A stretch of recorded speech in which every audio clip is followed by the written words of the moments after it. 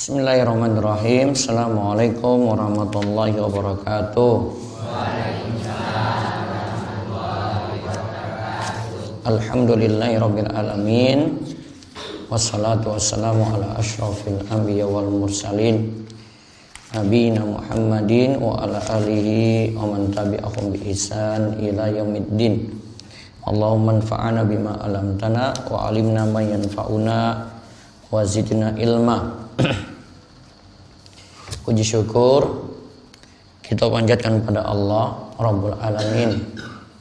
Selawat lan salam mugi-mugi tercurah pada junjungan kita sekalian, Nabi Agung, Nabi yang mulia, Nabi kita Muhammad sallallahu alaihi wasallam. Baik Bapak dan Ibu-ibu sekalian yang mugi-mugi senantiasa dirahmati lan diberkahi oleh Allah. Kita bersyukur pada Allah atas nikmat dan karunia yang Allah anugerahkan pada kita sekalian, sehingga subuh ini mungkin-mungkin kita mendapatkan berkah, mendapatkan ilmu yang manfaat, rezeki yang halal, dan amal-amal kita semuanya diterima oleh Allah Subhanahu wa ta'ala. Tujuan kita berpuasa itu menggapai takwa. Allah katakan dalam surat Al-Baqarah ayat 183, ya ayyuhalladzina amanu kutiba alaikumusiyam kama kutiba alal ladzina min qablikum la'allakum tattaqun. Wahai orang yang beriman, diwajibkan kepada kalian untuk puasa sebagaimana diwajibkan kepada orang-orang sebelum kalian. Nah, tujuannya agar kita itu bertakwa. Nah, di antara bentuk takwa yaitu kita berpakaian takwa. Jadi tidak hanya memikirkan pakaian fisik, ya, pakaian luar. Namun pakaian yang paling bagus itu adalah pakaian takwa. Allah berfirman dalam surat Al-A'raf ayat 26, ya bani Adam qad anzalna alaikum libasan yuwari sawatikum warisha wa libasut taqwa dzalika khair. Hai anak Adam, sesungguhnya kami telah menurunkan kepadamu pakaian untuk menutup auratmu, dan pakaian indah untuk perhiasan. Namun pakaian takwa itulah yang paling baik. Nah, di sini Bapak Ibu-ibu sekalian, kita disuruh memakai pakaian. Pakaian itu ada dua macam berdasarkan kesimpulan saking ayat ini. Yang pertama pakaian lahiriah, yang kedua pakaian batin. Yang pertama pakaian apa? Lahiriah. Yang kedua pakaian batin. Pakaian lahiriah itu pakaian yang tampak dari luar. Terserah mau baju baru atau baju lawas. Yang jelas kita pakai pakaian tujuannya untuk menutupi aurat. Jadi kita nganggo klambi itu untuk menutup apa? Aurat. Ini wajib. Bisa juga ditambah dengan perhiasan-perhiasannya. Nah, jadi tidak hanya nutup aurat, tapi lebih sempurna lagi. Seperti misalnya bapak-bapak, auratnya itu pusar, udel, dan dengkul. Ini aurat bapak. Namun sholat nggak boleh hanya pakai sarung. Orang nganggo kelambi. Kita tahu ya, sholat gur nganggo sarung wae bilang. Masuk masjid orang nganggo kelambi gur sarungan. Oh ngapa kok sarungan? Oh kan nutup aurat. Yang lebih sempurna kita tutup ya, untuk bapak-bapak nggih nutup bagian atas juga, nutup pundak. Ini lho pundak. Jadi orang nganggo singlet, sholat kok nganggo singlet kuwi lho. Ya, pakai yang sempurna, nutup. Terus tambah lagi nutup kepala. Ya, sempurna. Maka kita pakai pakaian yang menutup aurat dan juga yang jadi perhiasannya yang lebih membuat penampilan kita jadi sempurna. Nah, saat ini ibu-ibu wajib menutup aurat. Auratnya apa? Seluruh muka, apa seluruh tubuh? Seluruh tubuh kecuali muka. Terus? Nah, mukanya pundi mukanya. Nah, mukanya dibuka, wes. Terus telapak tangannya pundi. Nah, telapak tangannya entok dibuka. Berarti sing ditutup, sikile ditutup. Iya toh? Terus rambutnya tutup. Kalau rambutnya siji metu wae wis masalah kuwi aurat berarti. Enggak boleh.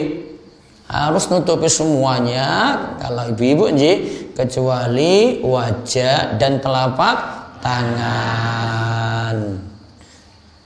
Nah, itu nutup aurat sekaligus kita sempurnakan nutup aurat tadi. Ya. Kita kalau berpakaian seperti itu, pentingkan yang wajib nutup aurat dulu.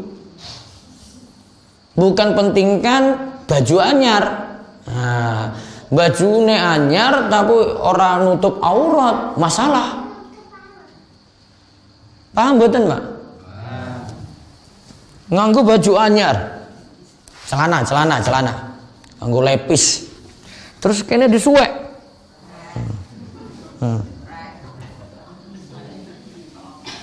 Walaupun anyar, orang manfaat. Karena mboten nutup aurat. Buar tuku langsung nggawa gunting disuwek kuwi tengah dengkule kuwi lho. Kenapa? Wah, kelihatan apik Pak Ustaz. Oh, kaya ngene gaul. Gaul namun orang nutup aurat. Kaya orang nutup aurat lah itu. Wis dengkule wis ketok, kene pahane kelihatan. Mas, masalah itu. Mendingan pakaiannya biasa, guru sarungan, nutup aurat. Nah, terus ibu-ibu sama. Pakaian yang bagus itu pakaian untuk aurat, orang pakaian seksi. Seksi itu cuma jadi pakaian dinas dalam rumah. Paham betul? Jenengan tan griya niku ngangge apa, Bu? Wah, kuwi daster wis. Ana sing dastere wis 10 tahun wis kaya ngono terus ora ganti-ganti. Nah, pakaian dinas wis suwe-suwe kene lho. Wis ora apa-apa Ustaz, wis iki apa onone kuwi pokoke daster kula wis apik kaya ngene. Wis ora ya tuku meneh wis. Harusnya sesuk iki ora nggur gamis ya bagi-bagi daster.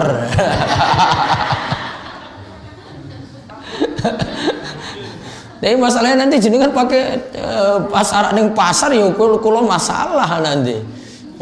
Mati ya tetap nutup aurat. Kecuali dalam rumah. Ya. Jadi dalam rumah bebas. Tapi nanti kalau lagi sholat ya ngangge rukuh. Ya, terus nutup semuanya. Kanggo daster meneh orang masalah. Yang penting luarnya tertutup. Gitu. Ini namanya pakaian wajib. Ketika kita ibadah, pakaiannya seperti itu. Lalu disebutkan lagi pakaian yang kedua itu pakaian batin. Pakaian batin ini apa? Pakaian takwa. Pakaian takwa itu artinya kita hiasi diri dengan tingkah laku yang baik, ibadah yang bagus, itu. Bagian ini kata para ulama lebih baik daripada pakaian lahir yang nampak. Ya. Jadi bagian dalam kita gitu. Yang luar tadi sudah bagus, ditambah lagi yang dalamnya juga bagus, batinnya bagus. Jadi kalau kita itu berpenampilan jangan pentingkan luar saja. Takwanya itu berarti apa? Sholatnya bagaimana? Iki wis bener apa urung gitu. Terus perhatian ke masjidnya seperti apa? Terus puasanya tenan apa ora? Terus ngajinya itu nambah ilmu, itu pengen nambah apa ora gitu loh. Nah, ini harus ada. Kalau ini dipenuhi, takwane nambah. Kalau itu enggak dipenuhi, ya sudah ya kayak gitu-gitu saja. Akhirnya kita belum sadar agama, ya keadaannya gitu terus, gak mau berubah. Tanda batin kita bagus, ibadah-ibadahnya juga bagus. Jadi orang yang taat. Nah itu namanya pakaian takwa. Nah Syekh Ibnu Utsaimin itu katakan begini, kita dapati bahwa orang-orang begitu semangat sekali memikirkan pakaian lahiriah, yaitu pakaian yang dari luar tadi, yang nutup aurat. Jika ada kotoran yang nempel di pakaiannya, maka segera cuci dengan air. Ini pokoknya kelambinnya ini nggak boleh kotor. Kalau kelihatan kotor langsung dicuci. Namun sebenarnya pakaian yang paling penting yang kita harus perhatikan itu adalah pakaian takwa. Kalau pakaian batin, ya, pakaian dalam itu kotor, biasanya kita kurang perhatikan, kita nggak mau perbaiki. Sama dengan pakaian luar, kalau kotor dicuci. Kalau pakaian batin, berarti diri kita ini kalau kotor, berarti juga dicuci. Caranya apa? Taubat. Caranya apa? Taubat. Jadi pentingkan yang luar, yang dalam juga. Kalau yang luar itu kotor, kita bersihkan dengan cara diresik itu. Kalau bisa ini. Kalau ibu-ibu itu pakai seng putih kelihatan itu. Diresik sampai bersih. Maka harusnya pakaian batin, pakaian dalam juga itu dibersihkan dari dosa-dosa. Mungkin hatinya itu nggak bersih, nggak senang sama orang lain. Mungkin kita hasad, benci pada nikmat orang. Kadang lisan kita nggak bisa dijaga, rasanya wong terus. Ya, kadang kewajiban-kewajiban kita masih kurang. Nah itu perlu dibersihkan sehingga pakaian luarnya bersih, pakaian dalam, pakaian batinnya juga, ya pakaian yang kita ada di dalam diri kita itu juga bersih. Dalam ayat juga dikatakan wa tazawwadu fa inna khairaz zadi taqwa. Berbekallah karena sesungguhnya sebaik-baik bekal itu adalah takwa. Takwa ini yang nanti kita butuhkan untuk hari kiamat. Kalau pakaian baru itu cuma untuk hari raya, dipakai cuma Idul Fitri. Bar Idul Fitri ya wis rampung. Iya toh Pak? Nggak punya baju baru pas lebaran, ora masalah. Yang penting keadaan diri kita jadi lebih baik. Kadang kita itu guru arak nganggo anyar-anyar itu guru arak pamer kok.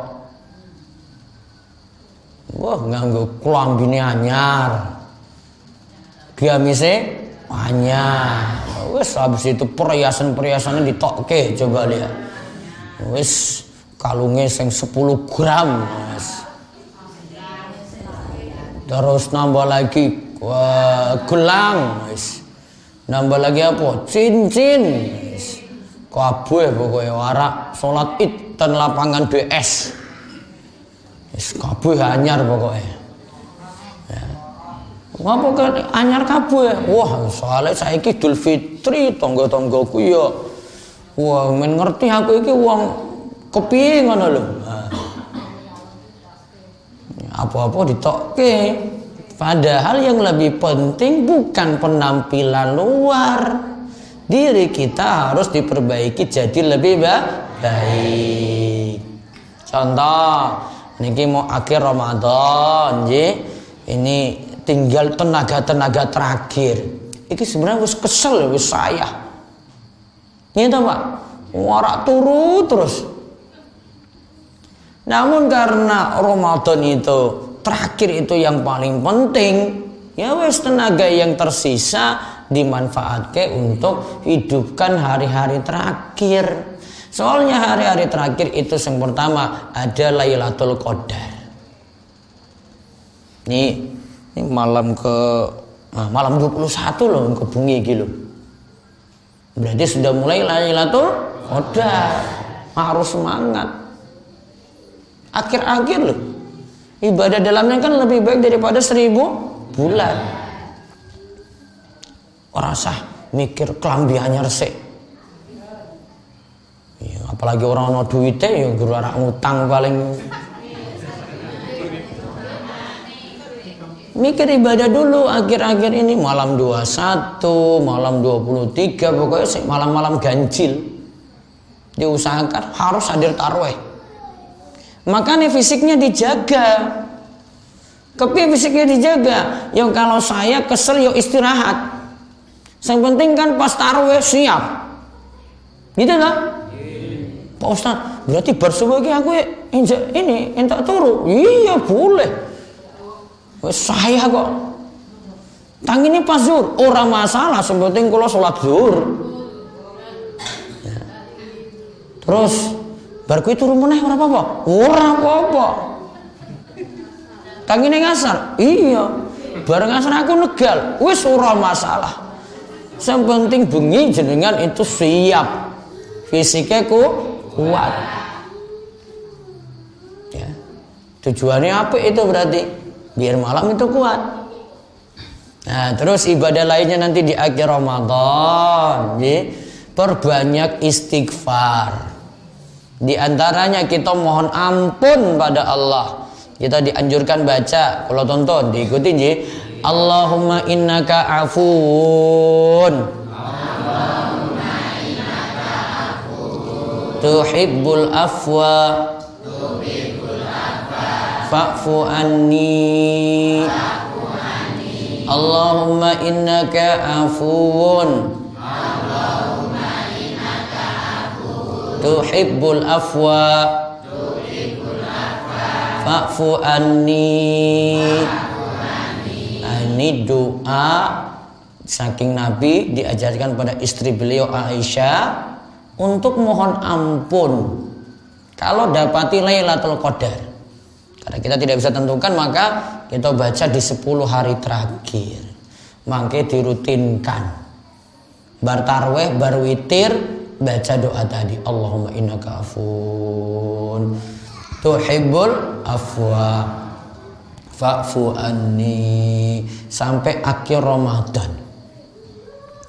Berarti kurang 9 malam lagi. Ya. Kurang 9 bengi lagi dengan sholat tarawih.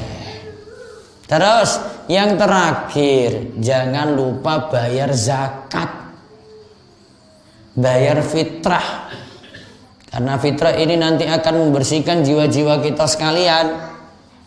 Fitrah itu per kepala 1 sok, 1 sok itu kali setengah kilo, pakai beras. Apa Ustaz? Beras larang apa beras murah? Pokoknya yang jenengan biasanya konsumsi. Seng layak. Kalau memang ini beras layak untuk dizakatkan, nah itu yang jenengan pakai untuk bayar fitrah. Masing-masing kepala dalam rumah itu dihitung. Yang tanggung jawab di sini kepala keluarga. Misalnya dalam rumah itu ada 6, ya sudah 6 kalikan 2,5. Itu nanti dibayarkan fitrahnya. Manfaatnya adalah 1, menyucikan orang yang berpuasa, kesalahan-kesalahannya dihapus. Dengan fitrah tadi kesalahan-kesalahannya dihapus. Manfaat kedua kata Nabi SAW, ya, manfaatnya adalah memberi makan orang miskin. Fitrah itu harus dibayar sebelum sholat Idul Fitri. Ketika sholat Idul Fitri tidak boleh lagi bayar zakat fitrah, nggak sah. Jadinya sedekah biasa. Fitrah harus dibayar sebelum sholat Idul Fitri. Maka kalau pengumpulannya di masjid sini, ya segera bagi. Nggak boleh ada yang sisa. Bagi ke 8 golongan. Ada fakir, ada miskin gitu. Kecuali yang para ulama katakan yang nggak perlu amil karo mu'allafatu qulubum, nggak perlu. Yang lainnya dikasih. Yang fisabilillah ada guru ngaji, guru TPA boleh dikasih. Nah, jadi kan bagi sekitar 6 golongan berarti. Nah, terus fitrah itu wajib bagi orang yang mendapati maghrib pas malam Idul Fitri. Berarti dia masih hidup pas malam Idul Fitri. Kalau masih hidup maka wajib bayar fitrah. Maka bayi yang belum lahir pas malam Idul Fitri, pas maghribnya belum lahir, tidak wajib dizakatkan. Kecuali dia lahir 1 jam sebelum maghrib. Kalau 1 jam sebelum maghrib berarti dapati waktu wajibnya, maka wajib dikeluarkan fitrah. Yang sudah kerja namun satu rumah dengan orang tua, baiknya bayar dewe. Kan ada anak jenengan yang sudah kerja tak? Nah, sudah punya penghasilan. Yang anak ini bayar dewe, soalnya bapaknya juga punya penghasilan, anaknya juga punya penghasilan. Ini bayar sendiri, yang ini bayar untuk orang yang dia tanggung. Nah, seperti itu. Mudah-mudahan dengan akhir-akhir Ramadan ini membawa berkah bagi kita sekalian. Kita terus istiqomah dan Allah beri pengampunan yang banyak untuk ibadah kita. Jangan lupa perbaiki pakaian luar maupun pakaian dalam diri yang ada dalam batin, supaya kita menjadi orang-orang yang mulia di sisi Allah Subhanahu wa ta'ala. Kita cukupkan, insya Allah ketemu lagi Jumat depan. Ini Jumat Pon, Jumat berikutnya lagi kita ngaji. Mudah-mudahan ya Allah memberikan keberkahan untuk waktu-waktu kita yang ada.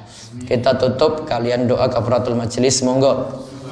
Subhanakallahumma bihamdika asyhadu an la ilaha illa anta astaghfiruka wa atubu ilaik. Walhamdulillahi rabbil alamin. Demikian. Assalamualaikum warahmatullahi wabarakatuh.